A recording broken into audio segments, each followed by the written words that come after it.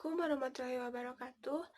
My name is Adalia Rusidayanti, class B4 2017 with ID number 70220284.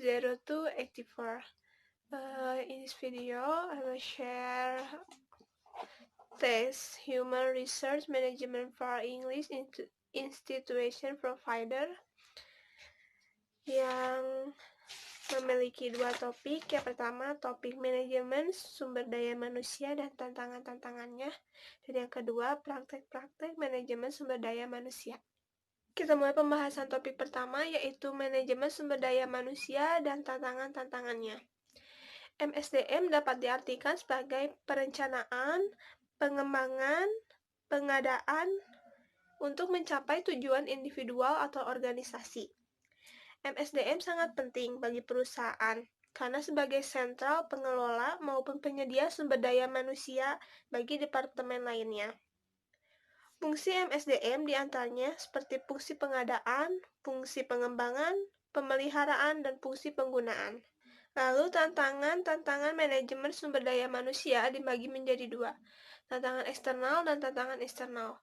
Tantangan eksternal seperti perubahan lingkungan bisnis yang cepat, keragaman tenaga kerja, globalisasi, perubahan pemerintah, perkembangan pekerjaan, dan kekurangan tenaga kerja yang terampil. Lalu tantangan internal, adanya posisi organisasi dalam bisnis yang kompetitif, pengurangan tenaga kerja, teknologi, dan sertifikat pekerja. Lalu kita topik yang kedua, praktek-praktek manajemen sumber daya manusia. Menurut Weaver menegaskan bahwa suatu keunggulan kompetitif dapat dicapai melalui pengelolaan sumber daya manusia yang dimiliki perusahaan secara efektif. Hal itu dapat diperoleh dengan menerapkan praktek-praktek yang secara tidak langsung sangat berkaitan. Yang pertama, employment security atau keselamatan kerja, di mana mendorong karyawan lebih termotivasi untuk memberikan kontribusi terhadap proses pekerjaan. Lalu yang kedua, selective in recruiting atau keselektifan dalam merekrut, di mana perusahaan melakukan perekrutan dengan cermat sesuai dengan keinginan perusahaan.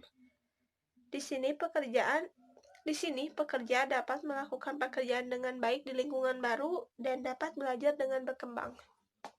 Lalu yang ketiga, tingkat upah yang tinggi. Di sini lebih kayak di mana memberikan kesan menghargai karyawan dengan memberikan upah yang semaksimal mungkin.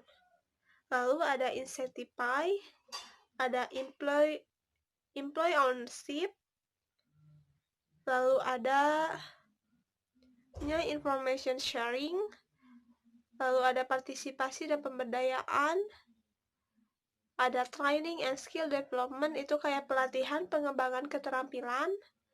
Lalu cross utilization and cross training, di mana pekerjaan ganda yang menguntungkan bagi perusahaan, di mana bentuk keragaman dapat membuat kehidupan kerja lebih menantang. Lalu yang terakhir ada promotion from within, di mana mendorong pelatihan dan pengembangan keahlian karena ketersediaannya kesempatan dan peluang promosi dalam perusahaan bagi para pekerja. Mungkin sedikit pembahasan dari saya. Terima kasih. Wassalamualaikum warahmatullahi wabarakatuh.